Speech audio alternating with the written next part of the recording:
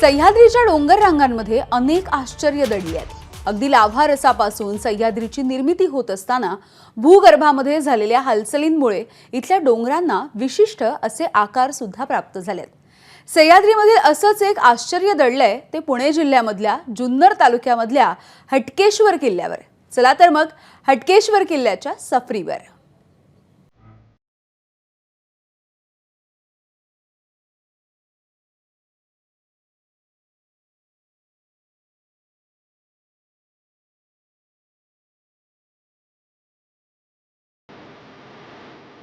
मानवाने प्रगती साधत जगात अनेक ठिकाणी शेकडो हजारो फूट उंचीवर पूल उभारलेत, पण निसर्गाने निर्मिलेला हा पूल एकमेव असा.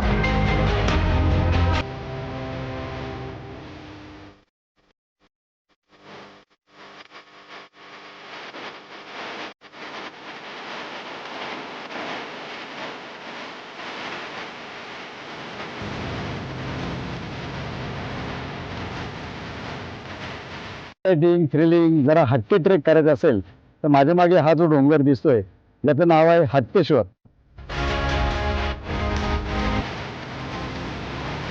चिंचोळ्या अशा डोंगराच्या माथ्यावरून असणार आहे. दोन्ही बाजूंना खोल दरी पसरली आहे.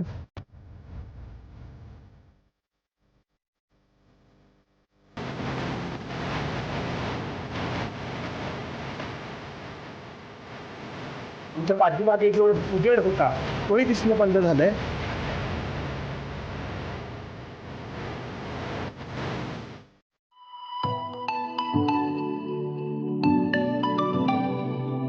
जुन्नर तालुक्यातील आलमे गावच्या शिवारात आम्ही पोहोचलो आणि अवाढव्य पसरलेला हटकेश्वराचा पर्वत आमच्या समोर उभा टाकला. या पर्वतातील दोन डोंगरांना जोडणारा नैसर्गिक पूल आणि त्याखाली असलेलं नेडं आम्हाला खुणावत होतं.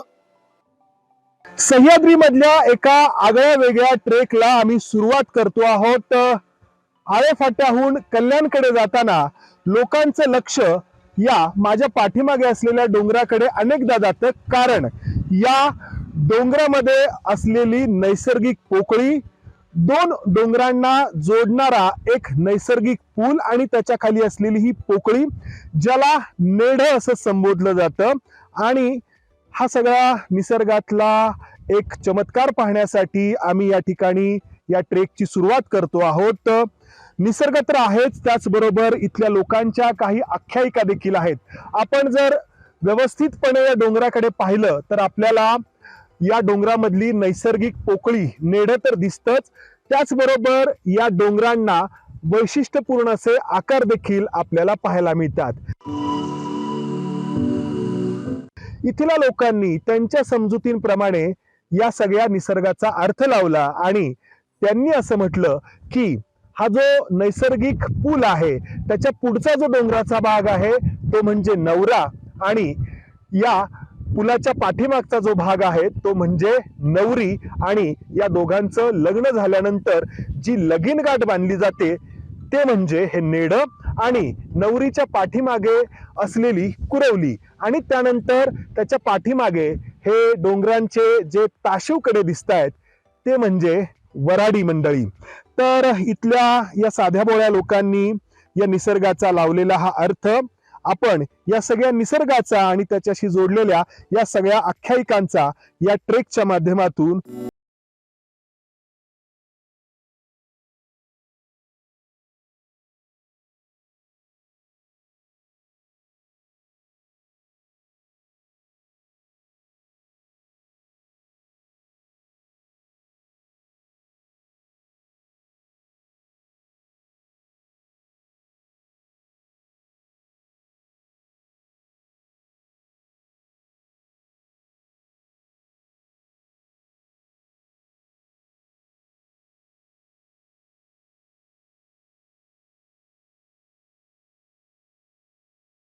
इथून बनकर फाट्याहून आलमी नावाचं ह्या हटकेश्वराच्या डोंगराच्या पायथ्याला एक गाव आहे. तिथपर्यंत येण्याचा चांगला रस्ता आहे. तिथे येऊन आपण या ट्रेकला सुरुवात करू शकतात.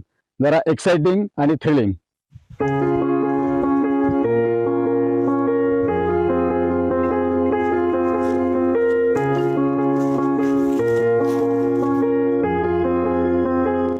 इथल्या दाट झाडींमध्ये पिवळी फुलं फुलली होती. या फुलांनी लगडलेली हिरवीगार झाडही तेवढीच आकर्षक दिसत होती.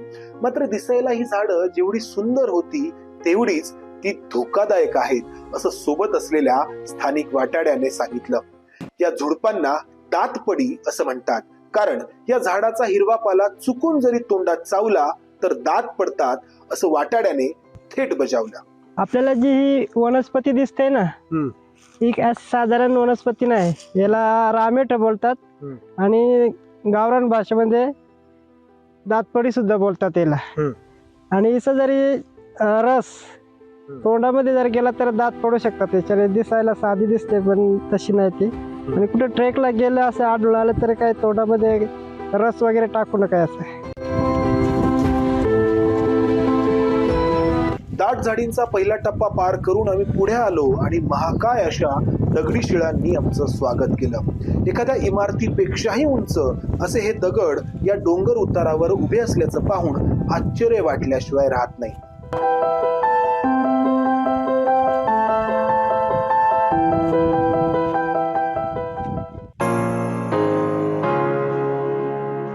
खरं तर हटकेश्वराचा पर्वत आमच्या समोर असूनही आम्ही डाव्या बाजूने वर निघालो होतो, कारण वरती जाण्यासाठी आधी डाव्या बाजूला जाऊन तिथून कड्याच्या टोकापर्यंत जावं लागणार होतं. काटकोनात वळून आम्ही वरती निघालो आणि विस्तीर्ण असा सपाट भाग आमच्या समोर आला. इथून हटकेश्वराचा पर्वत आमच्या उजव्या बाजूला दिसत होता.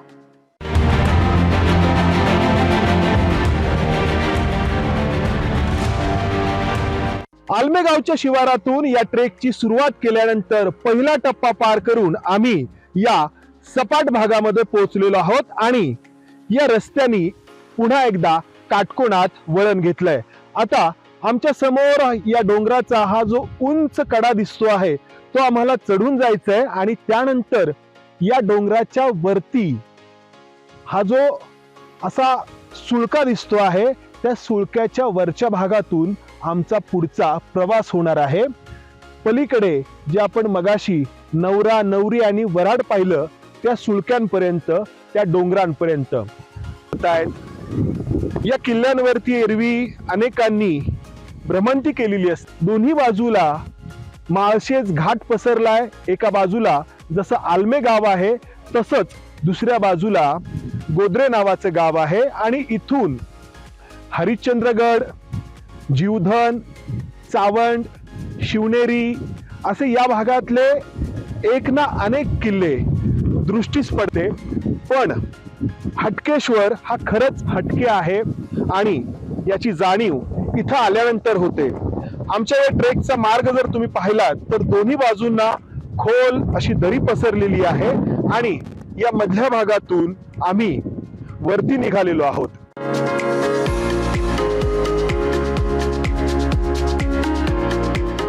हटकेश्वराची ही डोंगर रांग पुढे अष्टविनायकांपैकी एक असलेल्या लेण्याद्री पर्वतापर्यंत जाते. पट्टीचे ट्रेकर्स लेण्याद्री ते सह्याद्री असा ट्रेक देखील करू शकतात. सकाळी लवकर आम्ही ट्रेकला सुरुवात केली होती आणि हटकेश्वराच्या या कड्यापर्यंत पोहोचेपर्यंत सूर्य आमच्या डोक्यावर आला होता. अखेर एक एक टप्पा पार करत आम्ही चढण संपून पर्वतावर पोहोचलो. हटकेश्वराचा हा डोंगर काटकोनात पसरलाय. या डोंगराचा जो थेट चढणीचा भाग होता तो पूर्ण करून आम्ही या डोंगराच्या माथ्यावरती पोहोचलेलो आहोत आणि त्यानंतर आमचा पुढचा हटकेश्वराच्या मंदिरापर्यंतचा आणि जे नेढा आहे जिथं आम्हाला जायचंय तिथपर्यंतचा प्रवास हा चिंचोळ्या अशा डोंगराच्या माथ्यावरून असणार आहे. दोन्ही बाजूंना खोल दरी पसरली आहे आणि खालून पाहताना जो डोंगर आम्हाला खरं तर जवळ आहे असं वाटत होतं तो किती दूर आहे ते आम्हाला या सगळ्या ट्रेकच्या दरम्यान जाणवलं. मात्र इथं आल्यानंतर संपूर्ण माळशेज घाट एका बाजूला, समोर शिवनेरी आहे, लेण्याद्री आहे, जीवधन, या बाजूला हरिश्चंद्रगड, चावंड असे एक ना अनेक किल्ले इथून आपल्याला पाहायला मिळत आहेत. या ट्रेकची हीच खासियत आहे.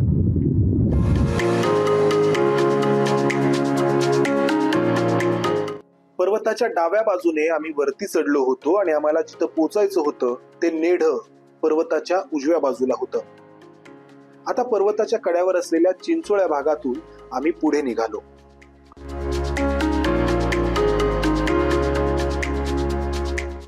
एवढ्यात आमच्या वाटाड्याने आमचं लक्ष या पर्वताच्या पोटात दडलेल्या गुहेकडे वेधलं. गुहेच्या बाहेर शंकराची पिंड होती. वाकूनच या गुहेत प्रवेश करावा लागत होता.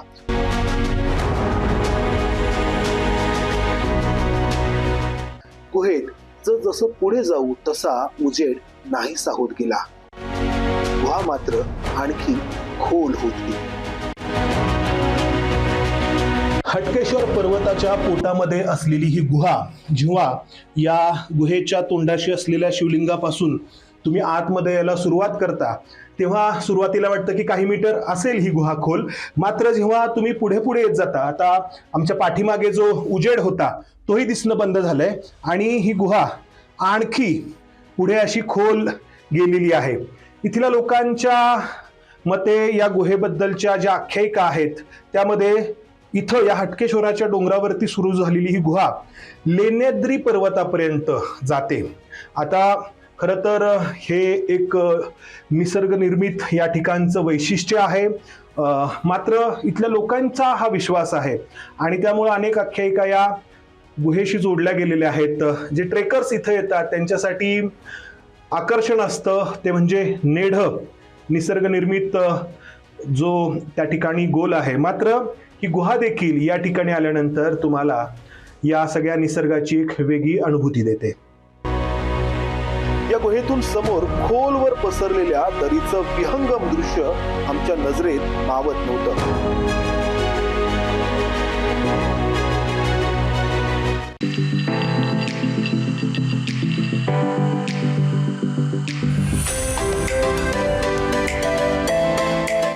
झुडपांमधून वाट काढत आम्ही पुढे आलो आणि असंख्य दगडी नंदींनी आमचं स्वागत केलं. या पर्वताला ज्यामुळे हटकेश्वर असं नाव मिळालं ते शिवलिंग आमच्या समोर होतं. या निसर्ग निर्मित शिवलिंगावर डोंगराच्या पोटातून पाझरणाऱ्या पाण्याचाच अभिषेक सुरू होता. या हटकेश्वराला इथले लोक जागृत देवस्थान मानतात. इच्छा पूर्ण झाली की नंदी अर्पण करू असा नवस अनेक जण हटकेश्वराला बोलतात. असे अर्पण केलेले असंख्य दगडी नंदी मंदिरासमोर उभे होते. काही लहान होते, काही मोठे होते, काही अतिशय जुने होते तर काही नुकतेच अर्पण केलेले दिसत होते. प्रत्येक नंदीचा आकार देखील दुसऱ्यापेक्षा वेगळा होता. पण या सर्वांमागे असलेली हटकेश्वराबद्दलची श्रद्धा एक समान होती.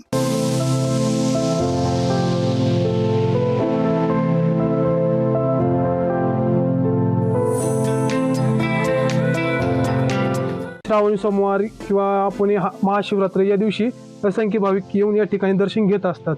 त्यानंतर हे जे पिंड जे आहेत ह्या नवस्फूर्ती झाल्यानंतर या ठिकाणी पिंड अर्पण करण्याची पद्धत असते.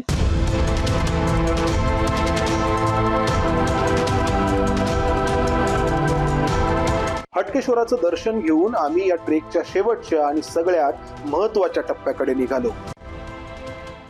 झुडपातून वाट काढून पुढे आलो आणि डोळे भिरभिरतील अशी खोल दरी आमच्या समोर आली.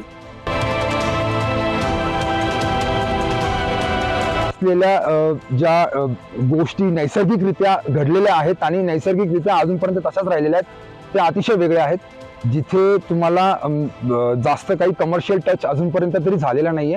त्यामुळे हा ट्रेक इतर ट्रेकपेक्षा मला जास्त वेगळा आणि जास्त चांगला वाटला.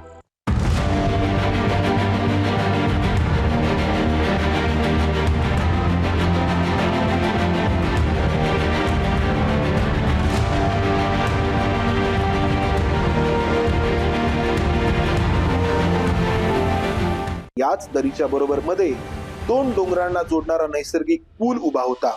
या अरुंद पुलाच्या खाली असलेलं नेढ अतिशय भव्य होतं. या नेढ्याने डोंगरांना विभागलं होतं. तर हा पूल दोघांमधला दुवा ठरला होता.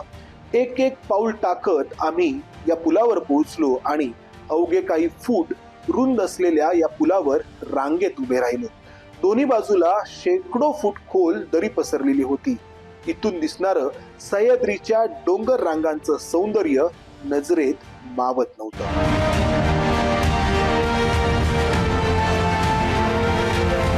सकाळी ट्रेकला सुरुवात केली तेव्हा आम्हाला खुणावणाऱ्या नेढ्यापर्यंत आम्ही पोहोचलो आणि भरून पावलो. सह्याद्रीच्या रौद्रतेतील सौंदर्य डोळ्यात साठवण्याचा आमचा प्रयत्न सुरू होता.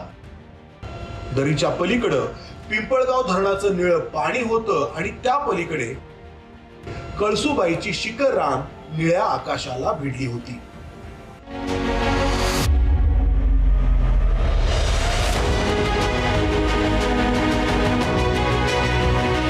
असे अनेक आश्चर्य, असे अनेक नजारे सह्याद्रीमध्ये दडलेत. ते पाहण्यासाठी, ते अनुभवण्यासाठी तुम्हाला इथं यायला हवं. अनेक जण पर्यटनासाठी देश विदेशामध्ये जातात, जायला हरकत देखील नाही. मात्र आपला स्वतःचा सह्याद्री पहिल्यांदा अनुभवायला हवा. मानवाने प्रगती साधत जगात अनेक ठिकाणी शेकडो हजारो फूट उंचीवर पूल उभारलेत, पण निसर्गाने निर्मिलेला हा पूल एकमेव असा. कोट्यवधी वर्षांपूर्वी ज्वालामुखीच्या उद्रेकातून सह्याद्री पर्वतरांगांची निर्मिती झाली. या उद्रेकानंतर निर्माण झालेल्या लावा रसातून इथल्या गिरीशिखरांना आकार प्राप्त झाले. युगानयुगे ऊन, पाऊस आणि वाऱ्याने या शिखरांना असं ताशीव बनवलंय. महाराष्ट्र, गोवा, कर्नाटक, तामिळनाडू आणि केरळ या राज्यांमध्ये पसरलेल्या सह्याद्री पर्वतरांगांमध्ये असे असंख्य डोंगरकडे उभे आहेत. अशा या सह्याद्रीचं वेगळेपण, हटकेपण दडलंय ते इथे, या हटकेश्वरावर. या नैसर्गिक पुलामुळे हे दोन डोंगर तर जोडले गेलेतच, त्याचबरोबर कोट्यवधी वर्षांच्या कालखंडाला सांधणारा हा पूल दुवा ठरलाय.